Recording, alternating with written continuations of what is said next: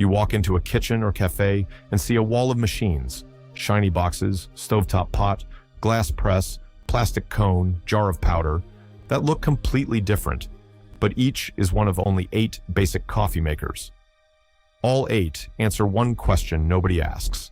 How does water meet ground coffee? Change that meeting and you change everything. Taste, feel, even what gets in your blood.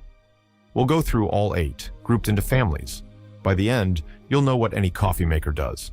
The key that orders all 8 is saved for last, and it starts with the most extreme coffee, the one that pushes its way to flavor. Number 1, the espresso machine. To get the most flavor into the smallest cup, you cannot let the water be weak. Espresso does it with force. Water just under boiling is pushed through a tightly packed bed of fine coffee. It hits about 9 bars of pressure. That is roughly 4 times the pressure in a car tire. Only that much pressure can push coffee's oils into the water, making a foam on top called crema. Those striped bands, like tiger stripes, carry smells that water alone cannot hold. The breakthrough came in 1947.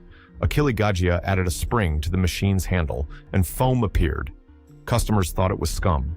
Gaggia gave it a new name, Cafe Crema. Picture a barista locking a metal handle with a basket full of coffee. The portafilter. Water at very high pressure hits the packed coffee. 25 seconds later, striped syrup pours into the cup. Espresso is the only method where pressure makes an oil foam that no other method can match. Number 2, the Moka Pot. For a strong, dark coffee at home, without a big machine on the counter, you can get some of that pressure from your stove. Alfonso Bialetti made his pot to look like his wife's laundry boiler in 1933. Water in the bottom, coffee grounds in the middle basket. The heat makes steam pressure that pushes the hot water up through the coffee and into the top. It makes only about 1 to 2 bars, a lot less than espresso, and there is no paper filter. That means the oils and tiny coffee bits stay in, giving a dark, heavy body, but no crema. Picture a small 8-sided pot on a gas flame. It bubbles, then coffee shoots up the central tube like a volcano. The Moka Pot trades high pressure for easy stovetop use, bringing strong coffee into millions of kitchens. So, that is pressure, the muscle. But here's the thing most people never think about. This meeting between water and coffee grounds is also silently choosing what goes into your blood. Not just caffeine, other substances too. The question is not only how the water meets the coffee, it is what that meeting leaves behind in your body. And notice, we now have a pressure scale. Normal at no extra bars, mocha at 1.5, espresso at 9. That scale will come back when we put it all together. But pressure is not the only way. The next family lets the grounds and water just hang out together. Number 3, the French press. We turn the idea around. No pressure, just time. Soaking. Large bits of coffee sit in hot water for a few minutes. Then a metal mesh screen pushes the coffee down to the bottom. The mesh has no paper, so you drink the coffee's natural oils and substances like cafestol, a type of oil-like compound. These quietly raise your cholesterol, a fatty substance in your blood that can cause heart problems if it gets too high. Paper filters, on the other hand, catch most of those oils. The numbers: coffee without a paper filter can have 40 times more cafestol than paper filter coffee. One study found that LDL cholesterol, the bad kind, went up significantly. The French press is not French. The first patent came from 2 Italians in 1929. Picture a glass jug, coffee grounds puffing up like a slow storm. Then, the press pushes the storm down to the bottom. The French press gives you the fullest body, all the oils, all the thick feel. But it quietly affects your cholesterol. Keep that detail in mind. Number 4, cold brew.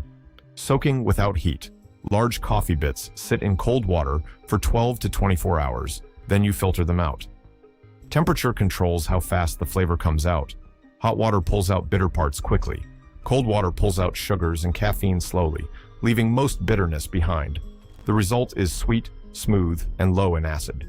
The acidity is similar to hot coffee, but the total amount of acids is lower.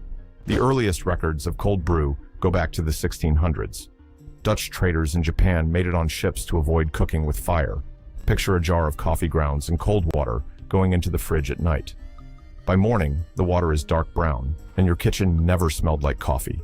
Cold brew trades heat for time, keeping harsh, bitter parts in the grounds. You taste smooth sweetness, a trick from sailors 400 years ago. So we have covered the muscle of pressure and the patience of soaking. But the next piece of the picture changes everything. And it started with an annoyed German housewife and a page she tore from her son's notebook. Number 5, pour over and the drip machine. To get the most pure cup possible, you remove the oils and tiny coffee bits. The answer is the paper filter. Hot water passes once down through a bed of grounds and through the paper. In 1908, Melita Bentz made holes in a brass pot. She lined it with writing paper from her son's notebook and poured water through. She started the company with 72 pfennigs, just a few cents at the time. By 1909, she had sold over 1,200 filters. Later, the automatic drip machine on the counter did the same thing. The Mr. Coffee drip machine launched in 1972. It sold 1 million units in 2 years, with baseball legend Joe DiMaggio as the face of the brand. Remember Kaffeestall? Paper-filtered coffee cuts the cholesterol-raising substances to almost zero. Picture a slow spiral of hot water into a paper cone, coffee dripping out one clear drop at a time. The paper filter does more than remove solid bits. It makes the healthiest cup among all the methods. Number 6, Turkish coffee. The opposite extreme, no filter at all. You drink the coffee grounds. Coffee is ground to a powder even finer than espresso. It's cooked in a small pot called a sezve and poured, grounds and all, into a tiny cup. You stop before the muddy layer at the bottom. Nothing is taken out. The world's first coffee houses opened in Istanbul in the 1550s, and Turkish coffee culture is recognized by UNESCO. The grounds left in the cup are famously used to tell fortunes. Picture a copper sezve on a flame, dark foam rising. Then, the cup is turned upside down, and someone looks closely at the dried grounds. Turkish coffee is the original way. You drink the bean itself. It reminds you that every other method is a trade-off to remove something. And when you want that strength with zero skill, you end up at the factory-sealed pod. Number 7, pods and capsules. Espresso without any skill. Pods fix all the choices at the factory. The capsule is already ground, already measured, and sealed away from air. A machine pokes a hole in it and shoots water through at high pressure. Swiss engineer Eric Favre noticed a barista in Rome pumping the espresso machine to add air to the shot. He built that into a capsule for Nestlé. Nespresso launched in 1986. K-Cups followed, and their inventor later felt sorry about the billions of pods that cannot be recycled. Picture an office kitchen, a click, a hum, 30 seconds, done, and a trash bin filling with tiny aluminum cups. Pods give you the same perfect result by locking in the factory choices, but they also lock in the coffee's age and create a huge pile of waste. Number 8, instant coffee. The ultimate shortcut. The coffee was already made. Instant coffee is real coffee, brewed and then dried into a powder that mixes completely into water. There are 2 ways: spray drying, which is fast, but loses some smell, and freeze drying, which keeps more flavor. The first instant coffee to sell was patented in New Zealand in 1890 by David Strang. Nescafé launched in 1938. During World War II, the US military bought more than 1 million cases in 1 year. Instant coffee went to war before it filled kitchens. Picture a jar of dark crystals, a kettle, 10 seconds. It's the fastest coffee on Earth, invented closer to the South Pole than any coffee farm. Instant is real coffee, with the water taken out by methods that kept soldiers awake through a war. Now let's look at the whole picture. All 8 methods answer the same question: how does the water meet the grounds? The pressure family: espresso at 9 bars, mocha at 1.5, pods as a smaller espresso. More pressure gives you a stronger cup and oils mixed into the water. The soaking family: French press, hot for minutes. Cold brew, cold for a day. Turkish coffee, where the grounds are never taken out.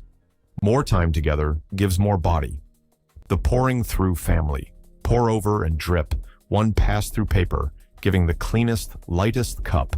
And the pre-made instant, where the meeting happened in a factory. The trade-off: pressure buys strength, time buys body, paper buys a clean taste, shortcuts buy ease. Every coffee maker is a new mix of pressure, time, and filter. So the next time you see a wall of coffee makers or look at a menu, you will know exactly what each one does. That cafe au lait you pick up is just pour over with milk. Now you see it. The ordinary cup in your hand just became a lot more interesting. Enjoy it.